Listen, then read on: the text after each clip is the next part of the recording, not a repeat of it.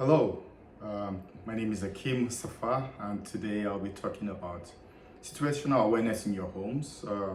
In the event that there's an emergency, like today, I'll be focused around fire safety. Um, it's a common thing that can happen to every one of us, and that's why we need to have that high level of preparedness when an incident like a fire incident happens in our homes. So if a fire or catastrophic accident happens in your home, how can you escape safely? Have you ever thought about that? So there's 5 simple things that I think you can do to keep you safe, to keep your household members safe, to keep your property safe, and possibly to keep your pets and other valuables that you have probably safe in your home. So let's go. So the first thing is you need to know when there's a fire. It's super important. It's early stages of the fire. If you can quickly arrest it, you would be able to address it. Or if you can maybe smell something burning and you can quickly attend to it, you are like almost very sure that you can put it off. So that's the first line of defense. It is the awareness around fire in your homes. So fire can smolder for days within your walls, and level of carbon monoxide, which is a result of incomplete combustion of materials, fuel, and other dangerous fumes that can come up.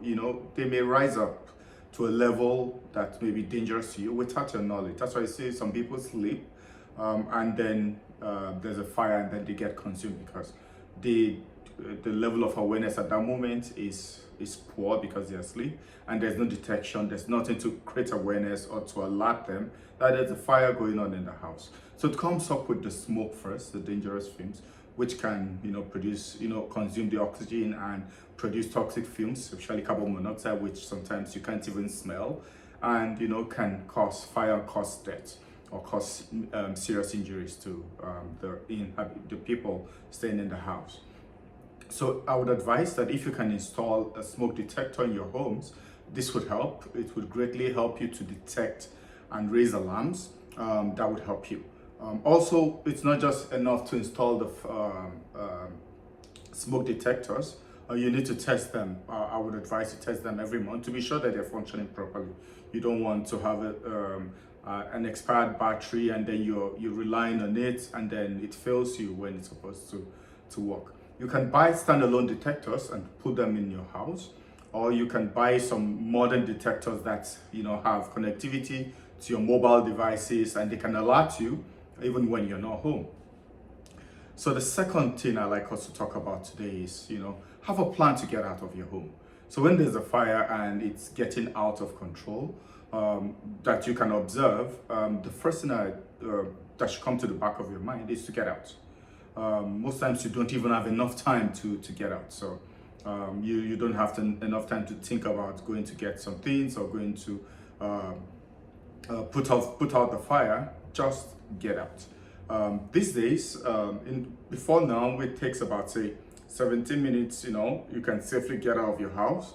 But these days, it takes probably 2 to 3 minutes, and the entire house could be consumed in fire. So you have just very little time to leave the house. So very little time to fetch your valuables or to even to help people before you go out. You see, so you need first to be very alert, and then you need to have a plan to get out of your house.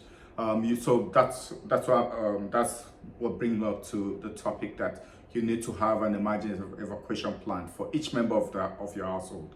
And then when you develop the emergency evacuation plan, so you need to know how many exit routes, how many exit doors are available, what are the options. If this one is blocked by fire or blocked by something, you can always escape through the other one. So you need to drop that plan, emergency evacuation plan, and you need to train every member of your household on how to escape from all these options that you have identified in the evacuation plan.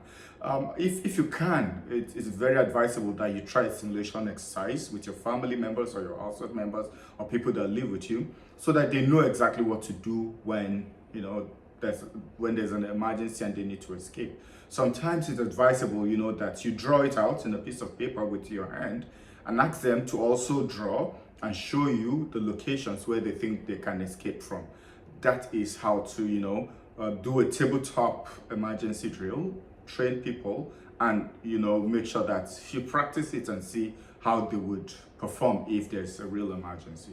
The plan should also contain where they can assemble when they leave the house. So if they're out of the house, where they should stay, so that you can properly do a head count and be able to identify who is trapped or who is at home or who is not trapped or who is within the house. If you can have a communication plan also done, it's super good. So you have maybe a WhatsApp group, or you have everybody's number, people that just visited your home and they're staying for some time. You have their details and you can call them to know exactly where they are. If your house also has got maybe multiple floors, if you can, you can get a fire escape ladder.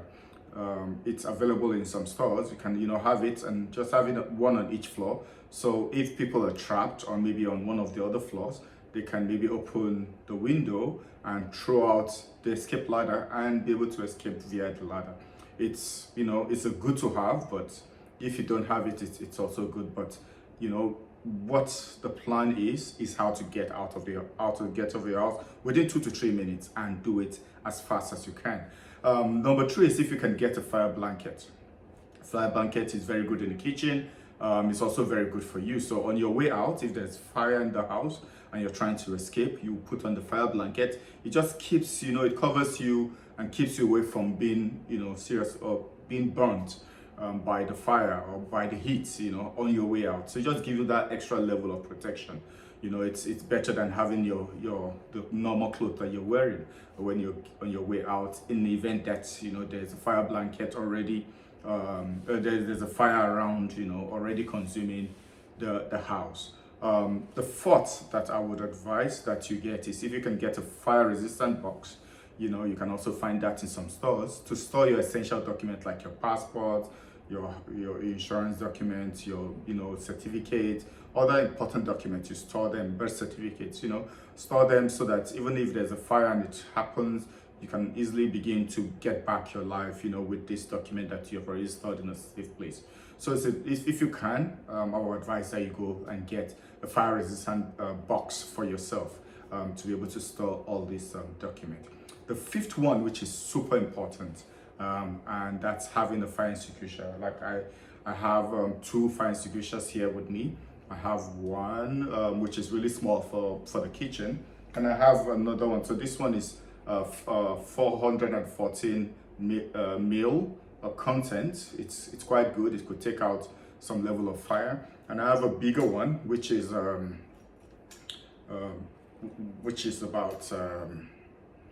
1.2 kg, so it's about 1.2 to 1.3 kilograms. Both of them are class ABC fire extinguishers. So they're super important because they are multifunctional. They can take care of greases, they can take care of electrical fires, they can also take care of fires caused by liquids and like I said, by paper also, or by wood, or fire in the trash. This can take good care of them, it's always advisable that you only fight fires when they're at the incipient stage, so the early stage. Once fire is getting out of that stage, except you're trained and you're competent enough and you have the resources, I don't advise you to fight fire, but just as soon as you can, just escape and get help and call the fire department.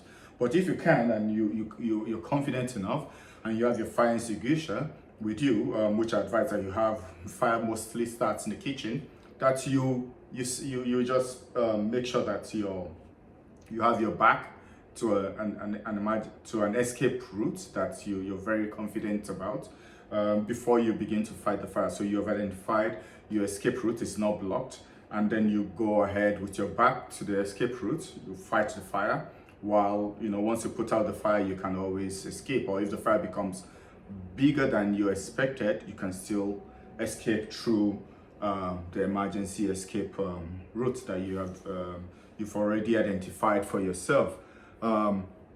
So, like I said, only tackle fires when they are in their early stages.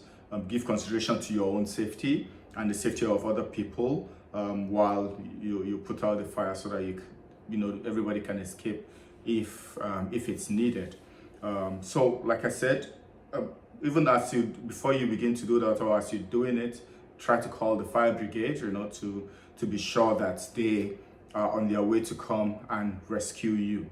I would have loved to talk a little about how to use the fire extinguisher. I'll just give you a brief. But in my next video, I'll be talking in a bit detail on how to use the fire extinguisher and how to properly detect if the fire extinguisher, or how to do your inspections on your fire extinguishers, how to activate the fire extinguisher, or how to properly use it when there's a fire. So we have a very I hope you join my next video, where I will talk about the fire extinguisher and how to use it properly. Like I said, the PSS method to use a fire extinguisher, which I'll be discussing in the next video. Hope to see you then, and then we'll talk some more. Thank you very much for listening to me, and have a great day. See you soon. Bye.